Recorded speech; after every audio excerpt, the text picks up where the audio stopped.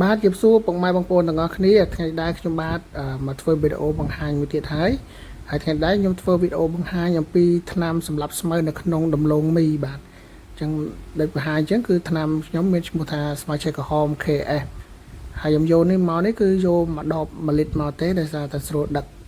ពេលមានអាកដងធំរបស់គេដែរណាបងប្អូនឃើញកដងធំរបស់គេនៅលើហ្នឹងឯងអញ្ចឹងឥឡូវយើងទៅមើលការលេបរបស់គាត់ទាំងអស់គ្នាទៅកុំឲ្យវាឆ្ងាយចឹងកាលីគឺគាត់ប្រើដូចរបស់គេដែរកុំឲ្យខុសគ្នាណាបងប្អូនប្រើកម្រិតប្រហែលជា300មីលីលីត្រប៉ុណ្ណាដល់ត្រឹមអាកម្មទឹកសុទ្ធហ្នឹងបាទប្រហែលជា300មីលីលីត្រហ្នឹងឯងហើយថ្នាំនេះជាប្រភេទគេហៅពួកអាឆេះណាបងប្អូនថាសារធាតុវា Glufosinate យកជើងដលងវាអត់ប៉ះពាល់ឬដលងឬមើមដលងទេហើយវាមានប្រភេទជាប្រភេទទឹកខៀវអញ្ចឹងយើងរកយកជើងដលងវាងាប់លឿនប៉ុន្តែវាឆាប់ដោះជាង48ប៉ុន្តែវាអត់ប៉ះពាល់ដល់ឬដល់មើមដលងទេវាស៊ីខាងលើណាគឺគេហៅឆេះអញ្ចឹងថ្ងៃនេះដែរខ្ញុំមកបង្ហាញទាំងសកម្មភាពបាញ់និងសកម្មភាពនៃការតាមដានអញ្ចឹងបងប្អូនបានឃើញនេះសកម្មភាពបាញ់របស់គាត់គឺគាត់បាញ់នៅធុងម៉ាស៊ីនប៉ុន្តែធុងម៉ាស៊ីនគាត់គឺគាត់ដាក់ក្បាលទាំងឆែកអញ្ចឹងណាហើយតើតោនឹងថងក្របហ្នឹងគឺជាដើមស្វាយចន្ទីតែគាត់ដាំសកលនឹងដលងមីរបស់គាត់នឹងឯងដលងមីគាត់ដាំបាន2ខែចន្ទីគាត់ក៏ដាំបាន2ខែដែរអញ្ចឹងគាត់បាញ់ដើម្បីថាកុំឲ្យប៉ះពាល់ដល់ចន្ទីគាត់គឺគាត់យកថងហ្នឹងមកគ្របដើមចន្ទីហ្នឹងឯងណាបងប្អូនហើយការបាញ់របស់គាត់គឺគាត់បាញ់លឿនហើយនៅមុខដែលខ្ញុំថតហ្នឹងគឺមុខដែលខ្ញុំបាញ់សាកថ្នាំខ្ញុំហ្នឹងឯងហើយស្មៅច្រើនបងប្អូនដូចគាត់ឃើញអញ្ចឹងគឺលាស់ល្អអញ្ចឹងបញ្ជាក់តាក់ទងនឹងអាថ្នាំស្មៅឆេក្រហមឬពួកសារធាតុ Glufosinate ហ្នឹងទៅអាហ្នឹងបើសិនជាបាញ់បើបាញ់ដីរៀងស្ងួតល្អអញ្ចឹងវាមិនសូវសើមពេកមិនសូវស្ងួតពេកគឺងាប់ស្អាតប៉ុន្តែបើសិនជាបាញ់ហើយភ្លៀងជោកជាំខ្លាំងពេកក៏ងាប់អត់សូវស្អាតដែរបងប្អូនអញ្ចឹងអានេះជាប្លង់ដែលខ្ញុំថតមុនបាញ់នេះឯងគឺស្មៅក្រាស់ប៉ុណ្ណឹងណាបងប្អូន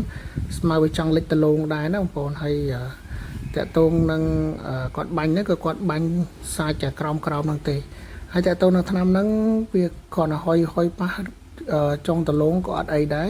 កុំឲ្យតែយើងស្រោចពីលើណាបងប្អូនអញ្ចឹងវាប៉ះគាត់បាញ់អញ្ចឹងទៅប៉ះតែស្លឹកក្រោមគឺអត់អីទេវាគ្រាន់តែងាប់ស្លឹកក្រោមដូចជួយសម្អាតស្លឹកក្រោមអស់អញ្ចឹងហើយតាក់ទងនឹងស្មៅច្រើនប្រភេទដែរបងប្អូនមានណាមានទាំងស្មៅជើងក្រាស់មានទាំងពណ៌ស្ដែកមានទាំងស្មៅផ្សេងទៀតច្រើនណាបងប្អូនអាចមើលបានណាវាមានច្រើនប្រភេទនេះដូចមានទាំងត្រៀងខេតមានទាំងអីពេញណាពេញណីហើយមួយកន្លុកនេះសម្បូរជាងគេគឺស្មៅជើងក្រាស់ហ្នឹងឯង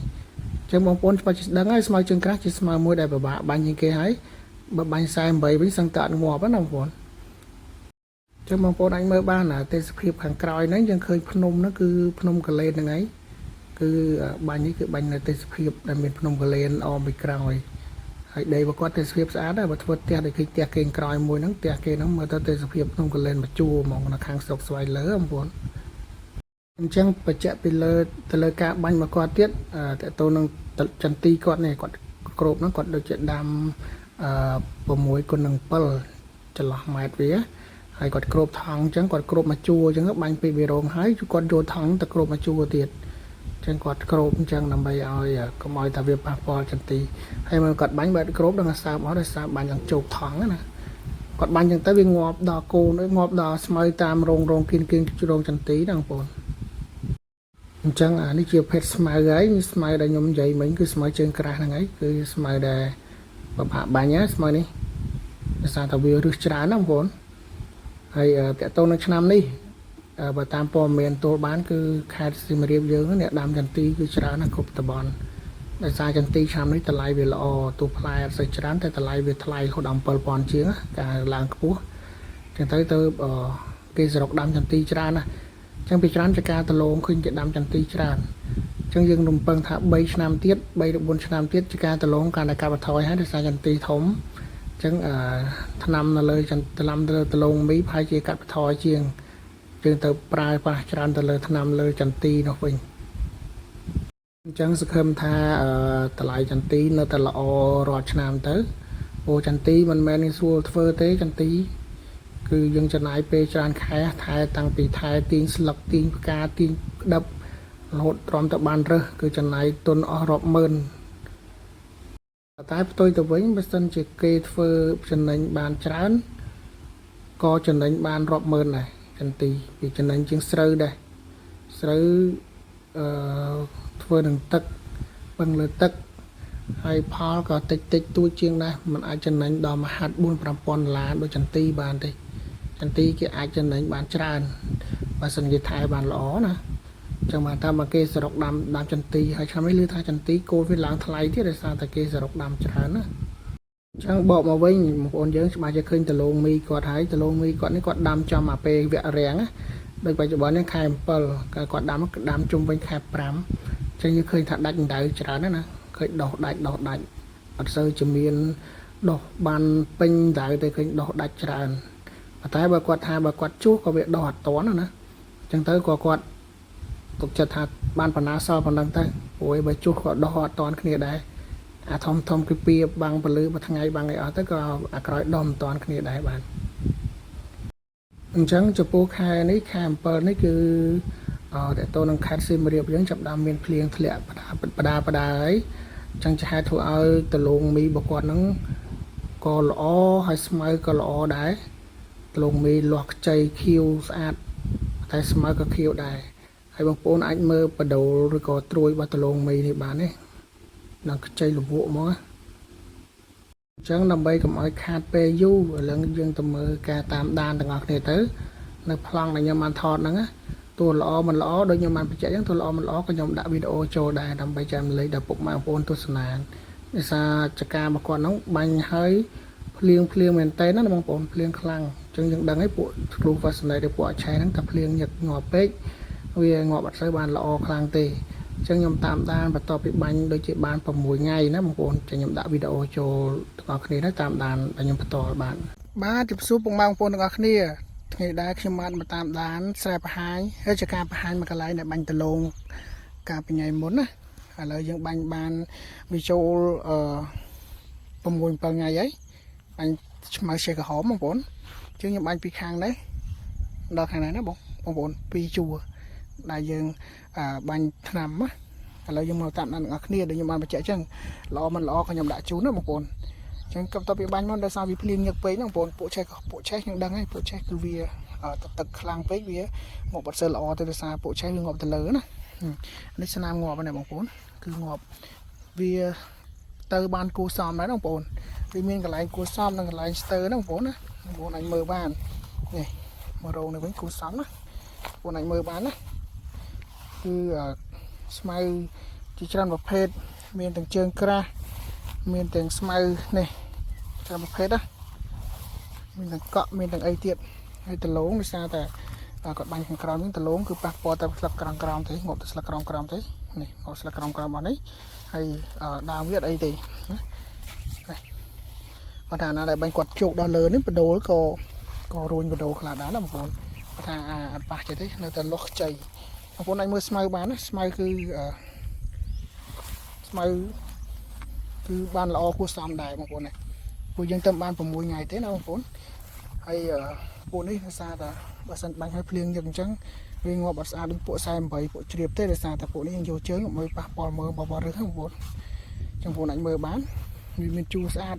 ជួរណាបាញ់ជោគសំល្អទៅក៏ស្អាតតែជួរណាយើងបាញ់ស្អាតល្អក៏ស្ទើរអញ្ចឹងទៅណាបងប្អូនអូខេតែដលងខ្ចីល្អ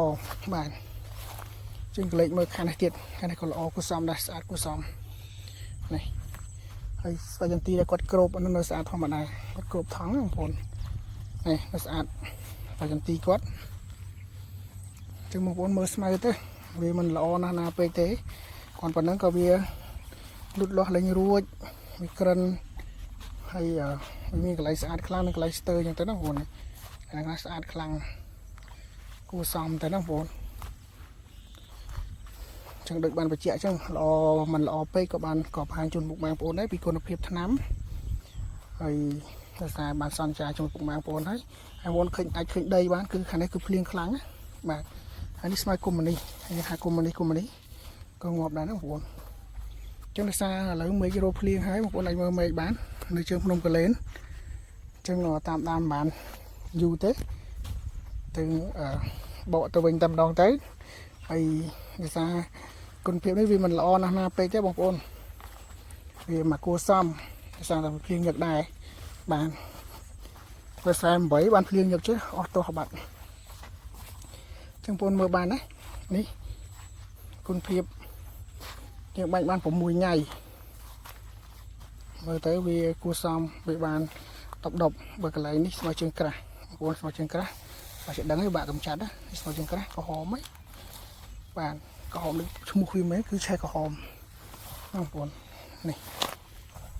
hòm bên bạ bên đây cái liên lần đọ tất công buồn khi tam rấu này bạn liên lần đọ tất ấy này mày lên ban buồn hay buồn đi ngọ đo rồi đi bộ sai mấy thế nào buồn vì mình đo kháได้vì ta mình phải đo rồi này rồi viên này ta vì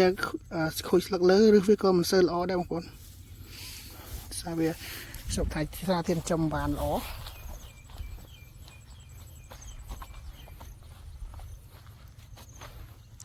chừng nào lấy lại bạn bán cái nước khiêu thầm đài bạn hay từ khiếp nơi ta sát bê tông tao bị liên hái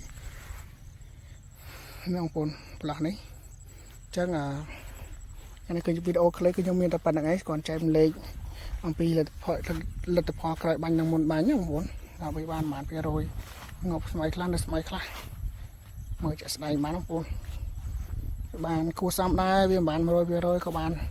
chặt sập rồi đá nó một buồn bàn bùng bùng ngày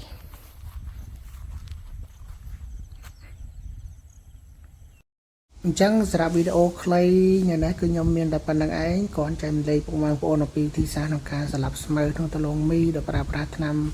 smart check có home kia ấy